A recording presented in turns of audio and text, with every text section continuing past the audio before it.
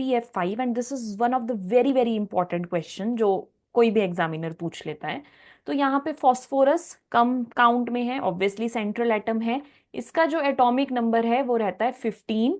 इसकी अगर आप कन्फिग्रेशन लिखेंगे वो बनेगी 1s2 2s2 2p6 3s2 3p3 configuration. ठीक है, हम थर्ड क्वांटम नंबर तक अब चले गए।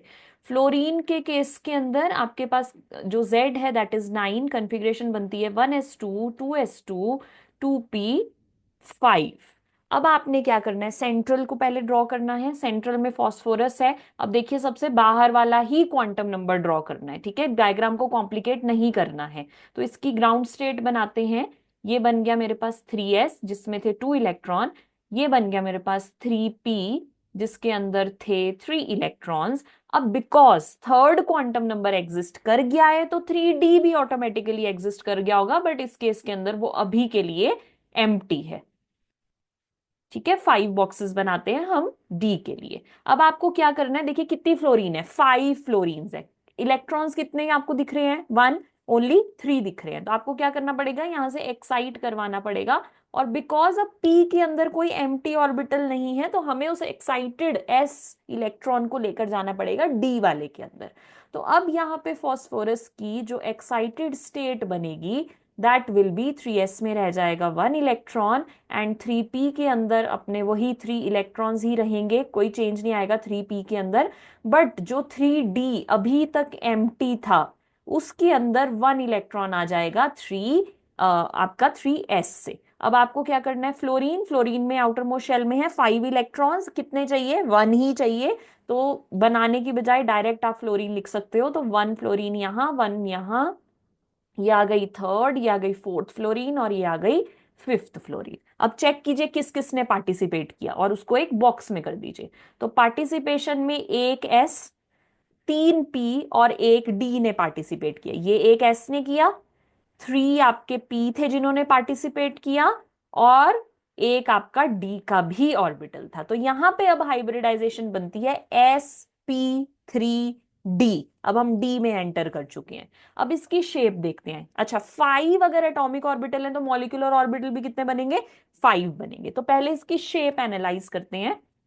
शेप इसकी कुछ इस तरीके से होती है। सेंटर में आपका फॉस्फोरस होता है, ये एक प्लेन के अंदर एक ट्राइंगल क्रिएट करता है इस तरीके से, इन अ सिंगल प्लेन। और एक फ्लोरीन अबव द प्लेन चली जाती है इस तरीके से, और एक फ्लोरीन बिलो द प्लेन चली जाती है। ठीक है, तो ये एक ट्राइंगल आ गया और एक फ्लोरीन ऊपर और एक फ्लोरीन नीचे। तो इसलिए इसका नाम हो गया ट्राइगोनल बाय पिरामिडल। क्यों ये नाम बना, बिकॉज एक ट्राइंगल है और एक ऊपर की तरफ एक पिरामिड बन रहा है और एक नीचे की तरफ पिरामिडल शेप बन रही है। So the name is trigonal bye pyramidal.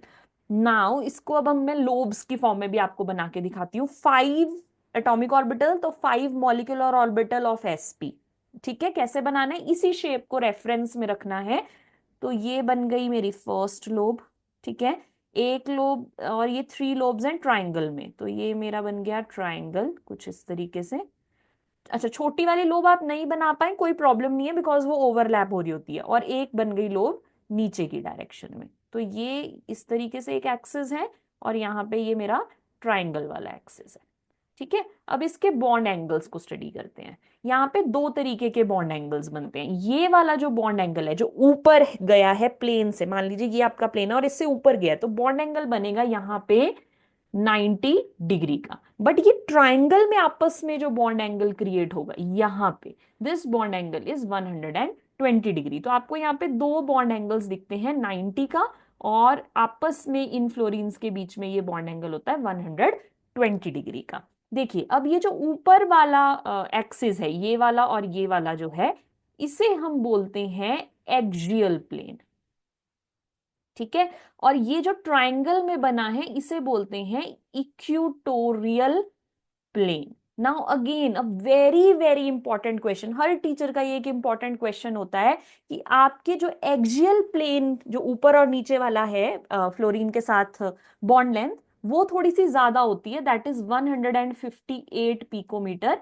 But ये जो ट्राइंगल वाले हैं इसका होता है 154 पिकोमीटर। तो ये बॉन्ड लेंथ के अंदर डिफरेंस क्यों आता है, सॉरी दिस इज 153 पिकोमीटर। तो ये बॉन्ड लेंथ के अंदर क्यों डिफरेंस आता है, बहुत अच्छा और बहुत इंपॉर्टेंट क्वेश्चन है। हर टीचर का ये फेवरेट क्वेश्चन है, आपको फ्रीक्वेंट क्वेश्चन पेपर्स में मिल जाएगा। अब इसका मैं आपको रीजन समझाती हूँ। आप देखिए, जब आप एक ट्राइंगल के अंदर इस तरीके से हैं, यहाँ पे फ्लोरीन है, फॉस्फोरस है, और यहाँ 3 फ्लोरीन्स है। एक ऊपर एंगल है, एक ये, एक नीचे की तरफ बॉन्ड एंगल है, ठीक है। अब ये एंगल तो बन रहा है 90 डिग्री का, ठीक है, ये फ्लोरीन है। अब आप इस फ्लोरीन को एनालाइज करिए जो ऊपर और नीचे है। ये फ्लोरीन यहां वाली फ्लोरीन से रिपल्शन फेस कर रही है कितने एंगल पे, अगर ये प्लेन है आपका और यहाँ एक फ्लोरीन, यहाँ एक और यहाँ एक है, तो तीनों के साथ 90 डिग्री एंगल पे है। तो 90 डिग्री एंगल से ये 3 फ्लोरीन से रिपल्शन को फेस कर रही है, जिसकी वजह से इसकी जो बॉन्ड लेंथ हो जाती है वो थोड़ी सी इंक्रीज होके 158 पिकोमीटर हो जाती है।